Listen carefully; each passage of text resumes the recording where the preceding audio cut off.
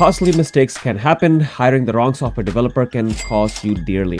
Your app's success depends on the quality of your developers. Skilled developers can create high-quality code that is scalable, efficient, secure, which ultimately contributes to a great user experience. On the other hand, poor quality code can lead to bugs, crashes, security issues, resulting in a poor user experience, bad reviews, and ultimately a failed application. And how to find your ideal software engineer and one that is good. And if you know about all the options, then this question becomes fairly easy. Hi, I'm Dr. Omar Khan. I'm a practicing physician and I have been in the IT and software development space, and hopefully my experience can save you some of the headache.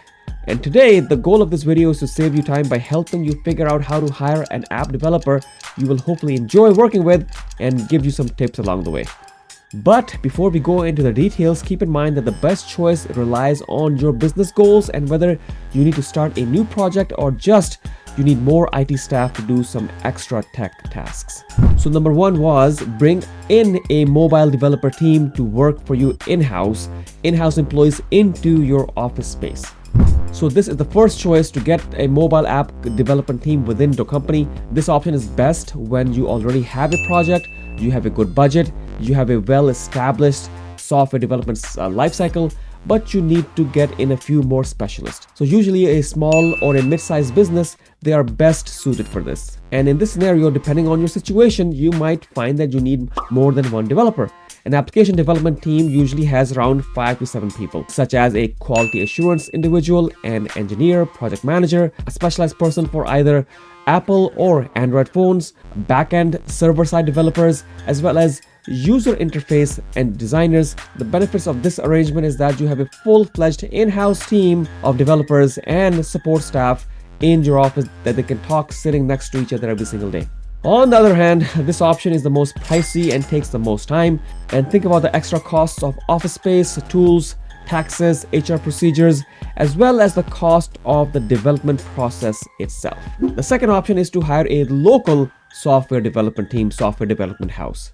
Again, this is a good choice for small to medium-sized companies who do have a significant revenue already coming in.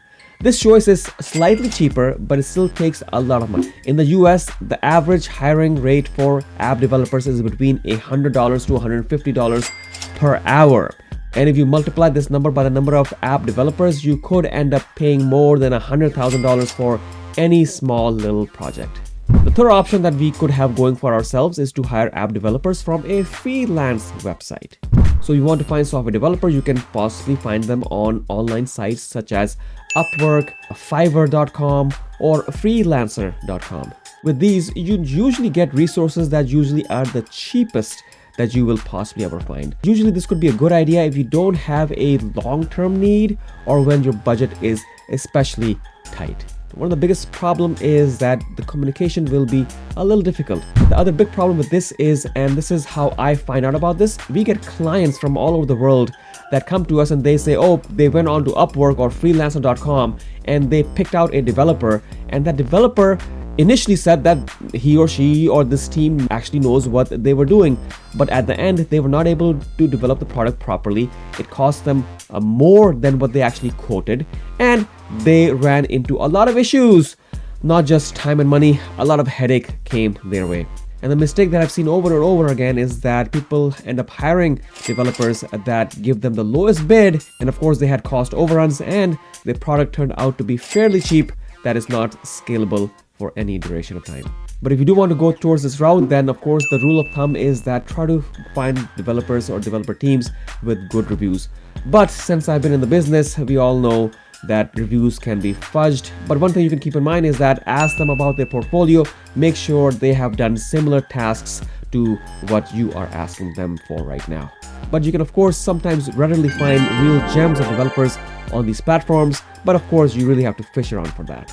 The fourth option is outsourcing your IT services and find dedicated mobile development teams or staff augmentation. And I usually feel that this is the best option. They're able to provide dedicated IT teams for you.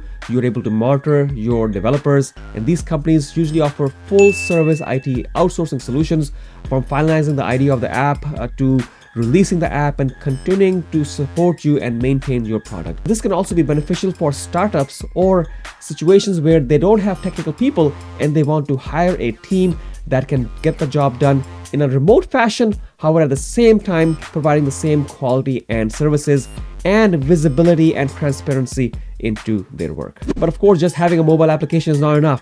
If you really want to be successful, you need to know how to have your business model and plan in place. And check out this video where I talk about how you can not make all the mistakes that people I see make every single day going about their business plan and model.